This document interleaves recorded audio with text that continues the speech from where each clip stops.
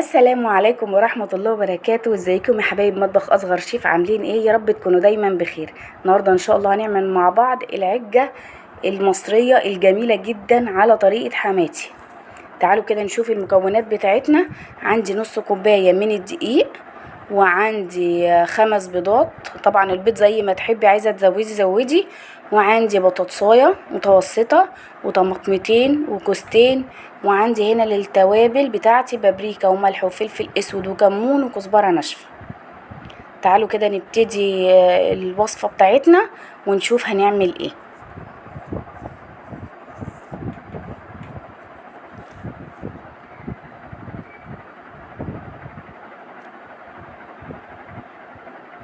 جهزنا كده القطاعة بتاعتنا،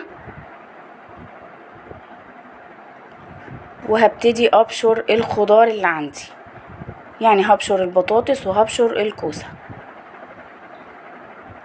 زي ما انتم شايفين كده حبايبي. بشرت البطاطسايه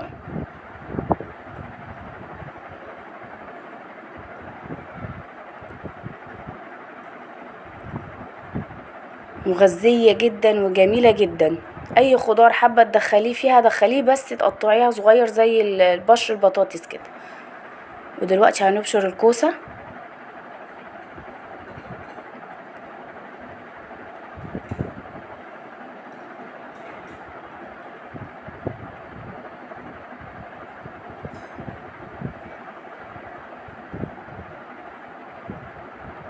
دقتها عند حماتي وعجبتني وقلت لازم اعملها واجرب الوصفة معاكم، وطلعت في منتهى الجمال. دلوقتي بقطع الطماطم بتاعتي مكعبات صغيرة، وحاولي ان الطماطم بتاعتك ما يكونش فيها مية. زي ما انتم شايفين كده الخضار بتاعي قطعته، وعندي هنا 3-4 بصلات كبار او متوسطين. بس البصل بيخلي العجة زي العسل، يعني كل ما كترتي بصل كل ما هتبقى جميلة معاكي. دلوقتي الطاسة بتاعتي على النار، فيها مادة دهنية، عايزة تحطي سمنة حطي، عايزة تحطي زيت حطي، ممكن تحطي الاتنين زي ما انا عملت، معلقة سمنة وشوية زيت. هنزل بالبصل بتاعي وهشوحه، عايزاه ياخد لون حلو معايا.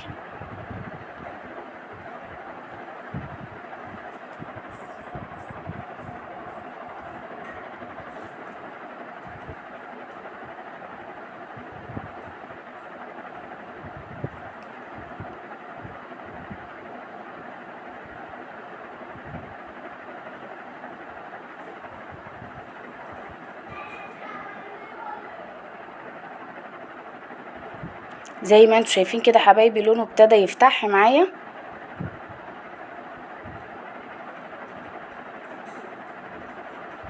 انا عايزاه ياخد لون، يعني عايزاه يصفر شويه اهو كده. زي ما انتوا شايفين يا حبايبي ابتدى اللون اهو ياخد معايا اللي انا عايزاه.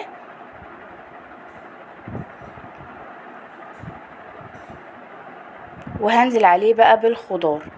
نزلت بالكوسة وبالبطاطس المبشورين.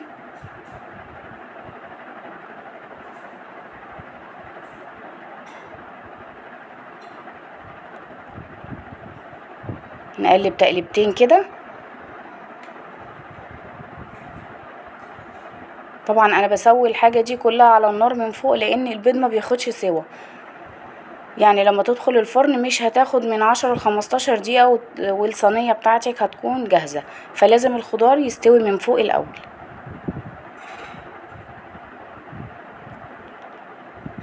نقلب كده الخضار بتاعنا في منتهى الجمال والله يا جماعة، ومغذية جدا، يعني ولادك مش هيحسوا فيها انه فيها ولا بطاطس ولا كوسة.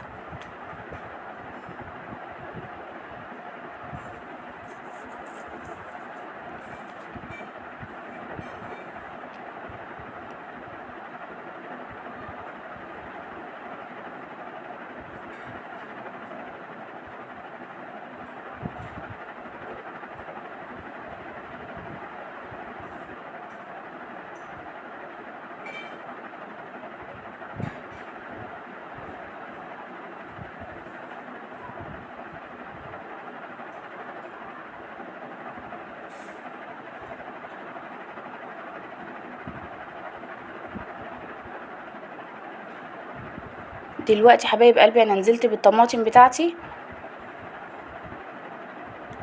ونقلب تقلبتين كده مع بعض.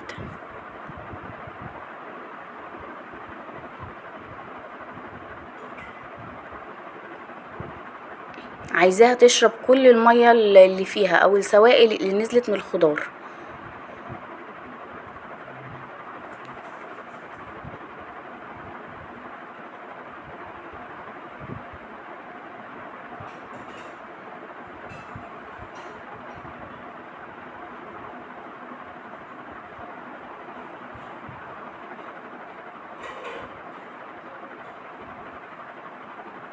هفضل اقلب فيها لحد ما الخضار بتاعي يستوي.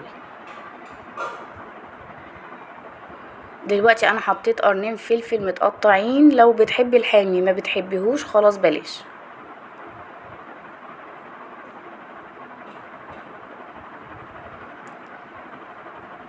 انا كده الخضار بتاعي يعتبر استوى، لان الخضار بتاعي متقطع صغير ومبشور فمش هياخد وقت على النار.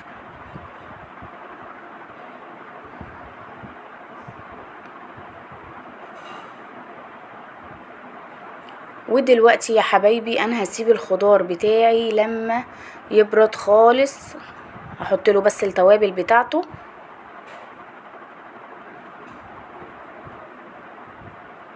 تقلب تقليبه كده مع بعض.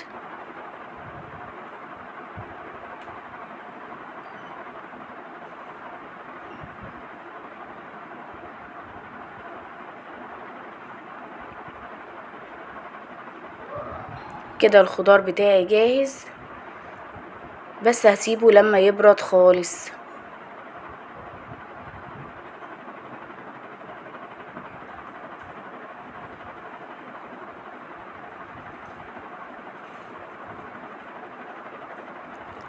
كده الخضار بتاعي زي ما انتوا شايفين اهو يا حبايب قلبي، ببرده. ما ينفعش انزل عليه بالبيض وهو سخن. تعالوا نجهز البيض بتاعنا. قلنا عدد البيض زي ما انت عايزه تزودي يبقوا 7 بيضات 8 بيضات 10 بيضات براحتك، بس الكميه اللي انا عاملاها تبقى حلوه على ال5 بيضات. هنا حطيت رشه فلفل اسود، وهضرب البيض بتاعي.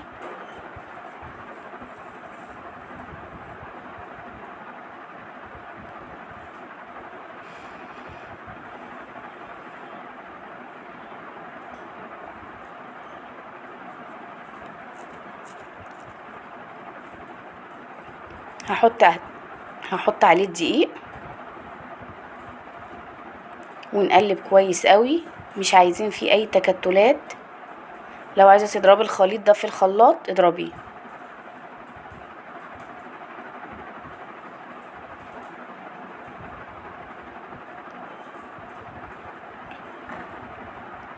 ممكن اجيب المضرب السلك بتاعي واضرب بيه علشان يفكلي اي تكتلات.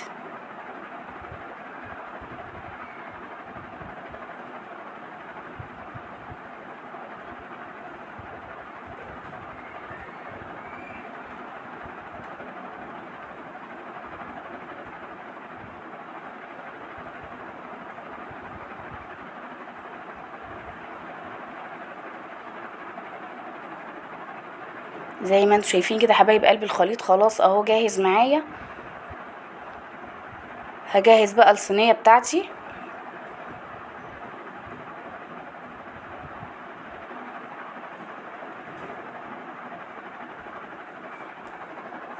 اللي هنحط فيها الحشوه بتاعتنا.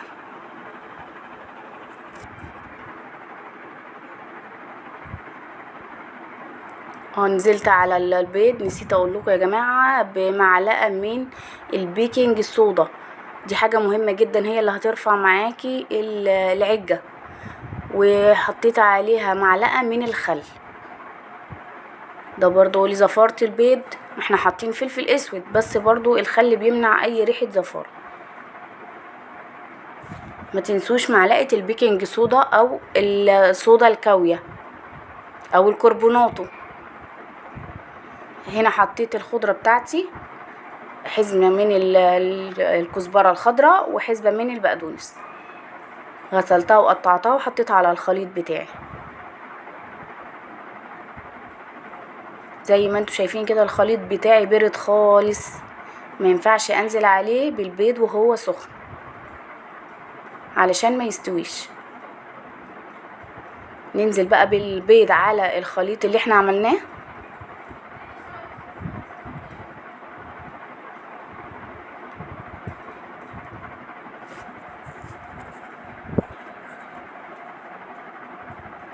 زي ما انتوا شايفين يا حبايبي كمية البيض حلوة على الخليط اللي انا عملته.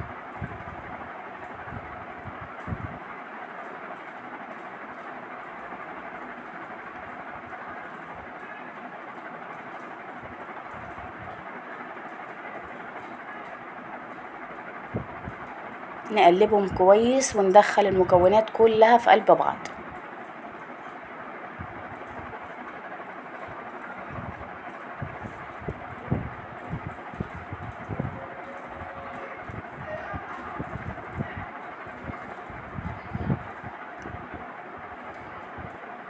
كده انا الخليط بتاعي جاهز تماما. هجهز بقى القالب بتاعي اللي هيدخل الفرن. هحط له مسحه من الزيت كأنك بتعملي كيكه بالظبط. نغلف القالب كله كده بالزيت.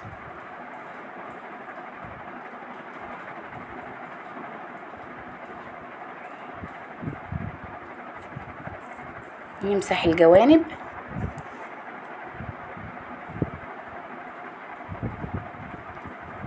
وبعدين هحط رشة من الدقيق اغلف بيها القالب بتاعي. كيكة يا جماعة، هي كيكة والله، ولما تطلع من الفرن كمان هتشوفي شكلها تحفة.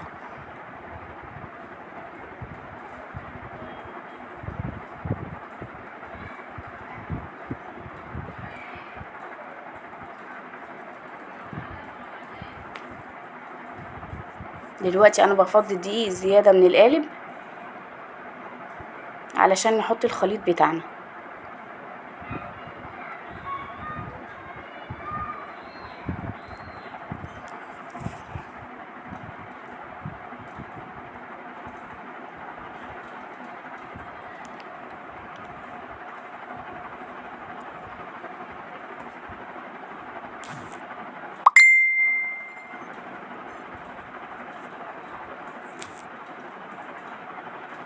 هنزل بقى بالخليط بتاعي في القالب.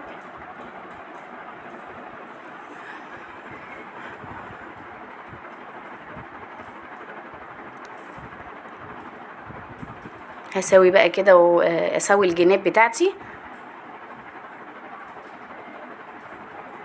علشان ما يبقاش جنب عالي وجنب واطي.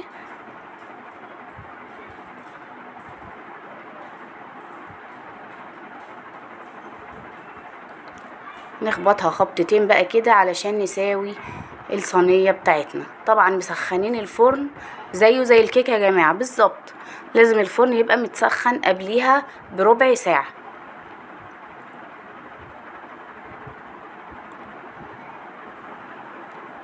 وده يا حبايب قلبي القالب بتاعي او العجه المصريه بتاعتي الجميله لما طلعت من الفرن.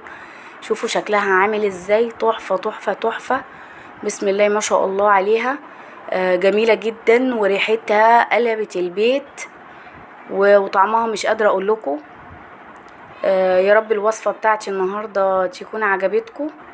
ما تنسوش لو بتشاهدونا لحد دلوقتي تعملوا لنا لايك وتعليق حلو كده زيكم، وتشتركوا في القناه وتفعلوا زر الجرس علشان يوصلكم مني كل جديد.